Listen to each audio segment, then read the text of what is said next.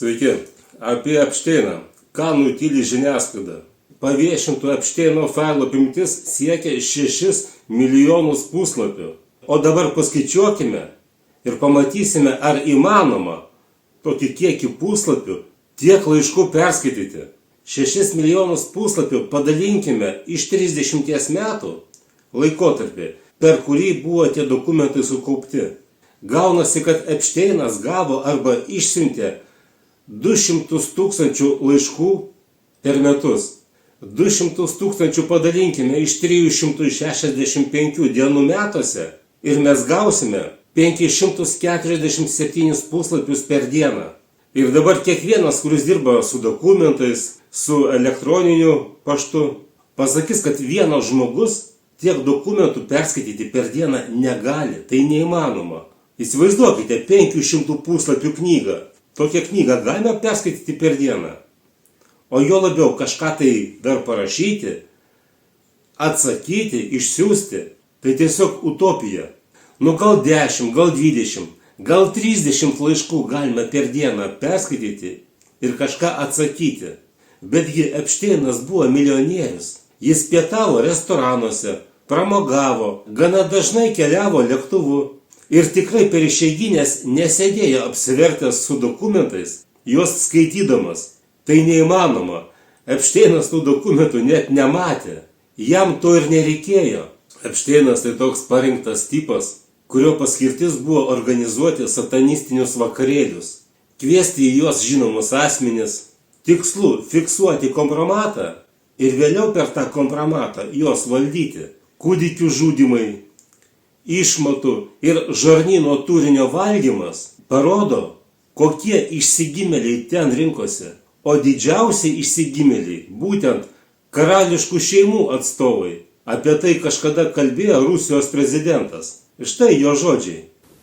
Они привыкли столетиями набивать брюхо человеческой плотью, а карманы деньгами. O Amerikos garsi žurnalistė įtarė, kad Rusijos prezidentas dar tada viską žinojo. Вы только послушайте, Владимир Путин знал все заранее? Они привыкли столетиями набивать брюхо человеческой плотью, а карманы деньгами. Но они должны понять, что бал вампиров заканчивается. В свете раскрытия файлов Эпштейна слова Владимира Путина обретают новый смысл. Видимо, президент России знал, что в скором времени вскроются все грязные тайны американской политики. Nėra jokių abejonių, kad žinojo. Rusai žino viską, kas ten Amerikoje vyksta. Tuos baisius Rusijos prezidento teiginius patvirtina ir išlaisvintos moters Meksikos modelio isterija, kur ji šaukia, kad jie ten žudė. Kad jie ten žudė žmonės, kad valgė žmonės, kad jie visi smirdėjo žmogienos kvapu. Štai trumpas įrašas.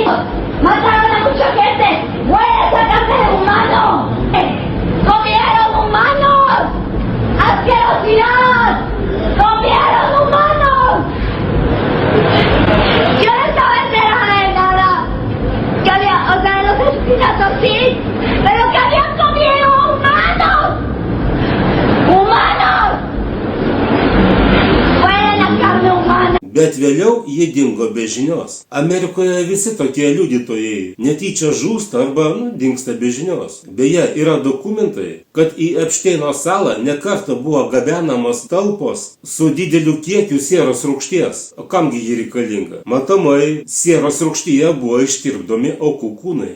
Grįžtam prie dokumentų. Toks didelis paviešintų dokumentų skaičius parodo, kad slaptųjų tarnybų agentams buvo nurodyta tiesiog siųsti tam tikrą informaciją į Epšteino elektroninį paštą. Ir tiek. Ir nebuvo jis joks finansinis genijus. Kai kas iš bankininkų surado šitą išsigimėlį ir padarė iš jo figūrą, kuris vykdė bankininkų nurodymus. Pats Epšteinas nekartą gyrėsi, kad valdo Rokfelerių pinigus. Taigi, išsigimėlio Epšteino darbas buvo kviesti į vakarėlius įžymybės, linksmintis, organizuoti satanistinės apeigas ir taip toliau. Jis tikrai tų laiškų neskaitė. Jis net nežinojo apie jų buvimą. Bet Lietuvos žiniasklaida apie tai tyli. Jie rašo tik tai apie prostitutės, šiek tiek užsimena apie pedofiliją, bet jie nutyli baisiausius dalykus. Čia verta prisiminti Deimantės Kėdytės bylą, nužudytus liudytojus, nuslėptus valdžios pedofilus. Beje, kas tuo metu ėjo vidaus reikalų ministro pareigas? Šitas pedofilų dangstytojas taip pat padarė puikią karjerą. Dabar netgi partiją savo turi. O Lietuvos žmonės už jo demokratų partiją balsuoja. Jau 30 metų Lietuvos žmonės atiduoda valdžią pedofilams, išsigimėliams ir jų dangstytojams. Sisteminėse partijose visi vienodi, kaip gyvačių lizde, persipinę ir tarpusavį susiję. Bet svarbiausia, ką pasakė Rusijos prezidentas, kad jie valgo žmogieną jau šimtmečiais. Они привыкли столетиями набивать брюхо человеческой плотью, а карманы деньгами. Ir tai tiesa, nes pavyzdžiui, aš turiu ir kitų informacijos šaltinių, apie kuriuos Lietuvoje mažai kas žino. Ir tai, kas vyksta karališkose šeimose, Holivude, patvirtina regresinės hipnozės čenelingo seansai. Regresinės hipnozės seanso metu specialiai apmokyti ir tam tikrų sugebėjimų turintys asmenys bendrauja su mirusiųjų sielomis. Šitokius metodus jau seniai naudoja specialiosios tarnybos. Informacijos patikimumo procentas gana didelis ir siekia iki 90%. Keletą tokių seansų su rimtais specialistais patalpinau į Facebook ir YouTube kanalus pavadinimu Anapus. Įrašai nemokami, kam įdomu galite paklausyti ir daug įdomaus sužinoti apie kitus svarbius mūsų gyvenimo aspektus. Tai nepakenktų. Taigi, o Epšteino skandalas parodo, kas valdo pinigus, kas valdo mūsų pasaulį, kuriam nuolankiai tarnauja ir visi sisteminiai Lietuvos politikai. Todėl permainos vyksta visame pasaulyje. Aišku, bus permainos ir Lietuvoje, tai neišvengiama. Taikos jūsų namams ir sveiko proto. Iki.